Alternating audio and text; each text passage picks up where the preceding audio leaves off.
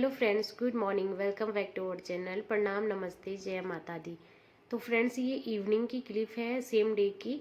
और यहाँ पे ना ये वाला सूट मैं रिटर्न करने और भी 2-3 जोड़ी कपड़े बच्चों के थे, वो रिटर्न करने जा रहे थे हम। साथ में मेरी ननद और भी आ रहे थे। और शाम का टाइम था, 6:30 बजे का टाइम हो रहा होगा, पता नहीं, मेरे को एग्जैक्ट पता नहीं है। तो मार्केट जा रहे थे हम यहाँ पे। तो फ्रेंड, शाम की 6:30 हो गई है, 6:30 नहीं, 6 बज रही है, 6 बज रही है। और हम जा रहे हैं मार्केट। तो हम तो तैयार हो गए, नेगी जी भी तैयार हो गए हैं और ऋषि चला गया है खेलने। उसने कहा मैं नहीं आ रहा हूँ, तो मेरी ननद आ रही है तब निकलेंगे हम। बाहर मौसम भी बारिश का जैसे हो रहा है, तो जब मेरी ननद आएगी तब हम बस मार्केट के लिए निकल लेंगे। Hello friends, good afternoon. ये नेक्स्ट डे की व्लॉग है। कल शाम को ना हम गए थे, कल था रक्षाबंधन और कल हम गए थे शाम को मार्केट। लेकिन मार्केट हम गए तो थे, एक आध काम करा के वापस आ गए थे, क्योंकि जहाँ हमारा काम था वो वाला मार्केट कल था मंडे, और मंडे को बंद रहता है। बच्चों के लिए कपड़े कुछ मैं लाई थी, कुछ मेरी ननद लाई थी जो टाइट हो गए थे, उनको एक्सचेंज कराने गए थे। और फ्रेंड्स, मेरे बर्थडे में नेगी जी मेरे लिए ड्रेस लाए थे, जो वही मैंने सोचा था रक्षाबंधन में पहन लूँगी, और मैंने पहनी भी थी वो। तो जैसे ही मैंने पहनी थी तो मेरी ननद आ गई थी। फिर थोड़ी देर बाद तो हमने राखी बंधवाई और मैंने उतार दी थी वो ड्रेस, क्योंकि उसका जो पैजामा है ना, मैंने पहन उस टाइम ध्यान नहीं दिया, लेकिन जब पैजामा क्या बोलते हैं, मुझे ऐसा लगा कि इसकी सिलाई फट रखी है। जब मैंने देखा तो उसके अंदर से पूरी सिलाई भी फट रखी थी, इंटरलॉक भी नहीं हो रखा था उस पर। और जो उसका कपड़ा होता है ना, वो उसके झूस जैसे बड़ी बड़ी रेसे से झड़ रहे थे पूरे। तो मतलब ब्लू कलर की सूट थी वो, तो मेरे हाथ पैर पूरे सब कुछ ब्लू हो गए थे। तो मैंने कहा यार, ये बिना धोए इतना ऐसा निकल रहा है, तो धोने के बाद तो ये कुछ भी नहीं रहेगा इसमें। और वो सूट थी 1300 की। नेगी जी थोड़ा सा डिस्काउंट करा के लाए थे उसको। तो फिर मैंने कहा भैया, ये तो मैंने अभी मतलब घंटे भर भी नहीं पहनी, ऐसी हालत हो गई है, तो अगर पूछती हूँ कोई मतलब वो एक्सचेंज कर देते हैं तो ठीक है।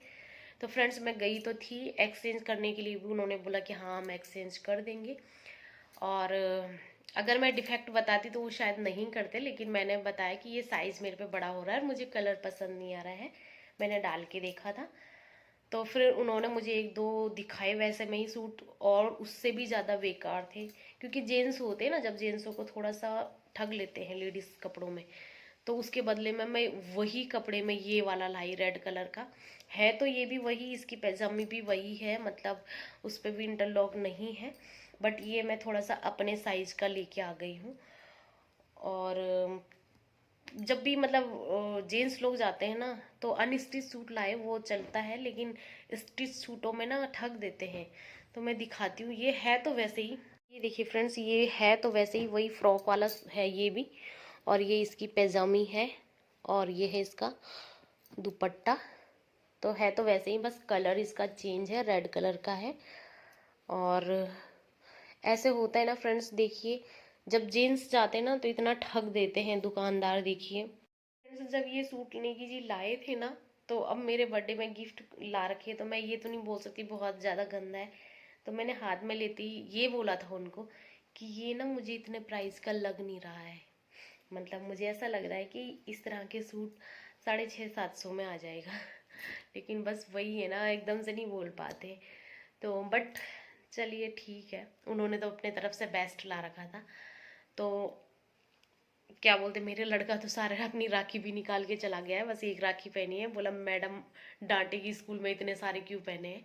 मैंने तो पहने हैं भाई, मैंने कहा एक दिन तो रखूँ, 1-2 दिन मुझे अच्छी लगती है, लेकिन काम नहीं होता है, हम किचन के 1000 काम होते हैं हमें।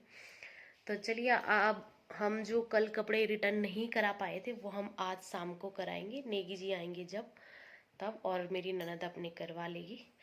तो चलिए फ्रेंड्स, मैं मिलती हूँ आपको शाम को या जब भी।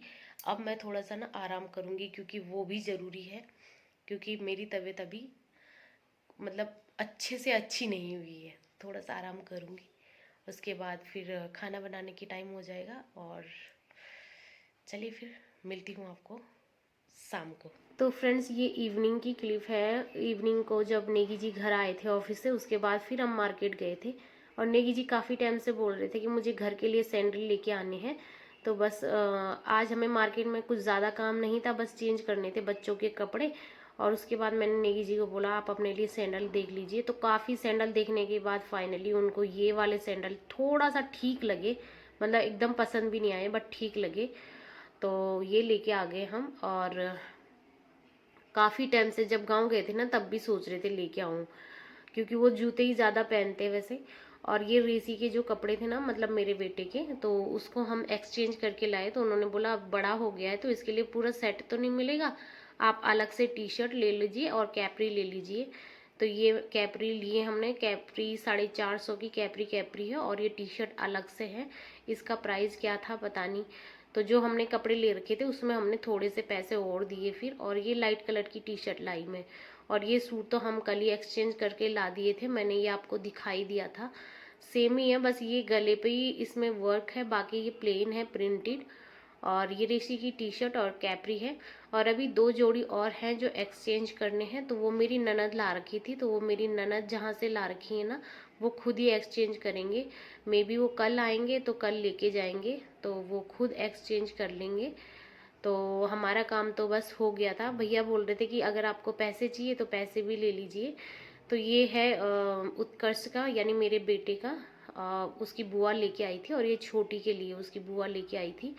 तो इनको भी एक्सचेंज करवाना है, तो ये मैंने रख दिए थे, मैं नहीं लेके गई थी। तो चलिए फ्रेंड्स, आज का ये ब्लॉग यहीं पे एंड करते हैं। बाय बाय, जय माता दी।